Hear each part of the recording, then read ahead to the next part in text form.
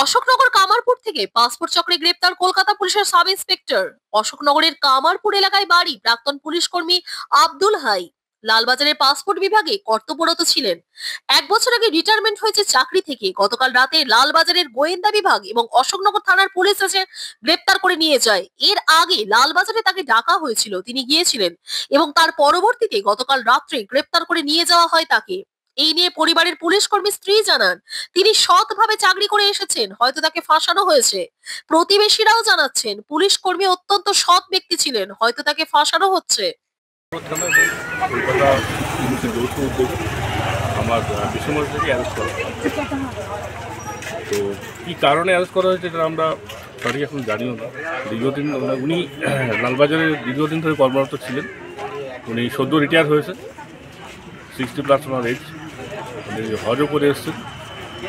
উনি খুবই সৎ এবং খুবই অনেস্ট একজন ব্যক্তি, এলাকার সমস্ত মানুষ জানে। আমার যতটুকু মনে হচ্ছে এটা সম্পূর্ণ একটা চক্র। আমরা তো আইনের দিকে কেউ নয়, আমরা সবাই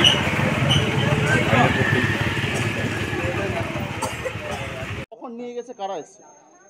ওনারা বললেন যে আমরা কলকাতা পুলিশ আর অশোকনগর থানার পুলিশ। কেন নিয়ে গেছে কিছু বলেছে না, কালকে আমি কিছু জিজ্ঞাসাও করিনি, জানতে পারিনি, তবে একটু শুনেছিলাম যে পাসপোর্ট ম্যাটার। উনি কি করতেন? উনি কলকাতা পুলিশ অফিসার ছিলেন। রিটায়ার্ড হয়ে গেছে? হ্যাঁ, রিটায়ার্ড হয়েছেন। পাসপোর্ট ম্যাটার মানে পাসপোর্ট জালিয়াতির কেসে কোনো গ্রেফতার? আমি এত কিছু শুনিনি।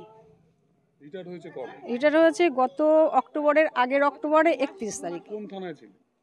লালবাজারে ছিলেন। লালবাজারেই ছিল।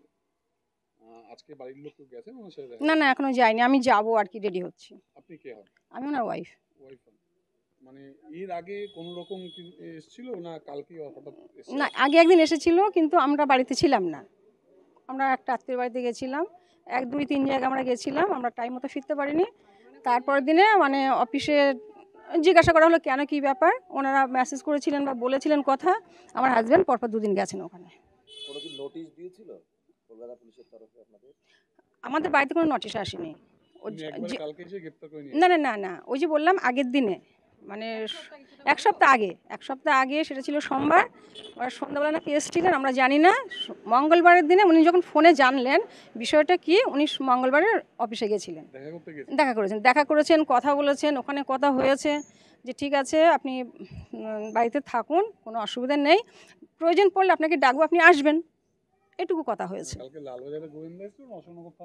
লালবাজার একজন কলকাতা পুলিশের প্রাক্তন কর্মীকে গ্রেপ্তার করে নিয়ে গেছে জালিয়াতি চক্রে, পাসপোর্ট জালিয়াতি চক্রে, কি বলবেন?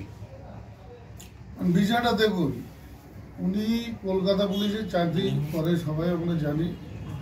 এর মধ্যে যে এরকম একটা কাজ করেছে আমাদের জানা ছিল না। আজকে সকালে হঠাৎ শুনলাম উনি কলকাতা পুলিশ এসে ওনাকে নিয়ে গেছে। তারপরে জানাজানি হতে শোনা গেল যে উনি একটা পাসপোর্ট জালিয়াতি চক্রের সঙ্গে জড়িত। এই বিষয়ে মানে আমরা কিছু বলতে চাই না, আইন আছে, আইন যেটা পদক্ষেপ নেবে সেটাই মেনে নিতে হবে। এলাকায় কেমন মানুষ হিসেবে পরিচিত ছিল? এলাকায় ভালো পরিচিত ছিল।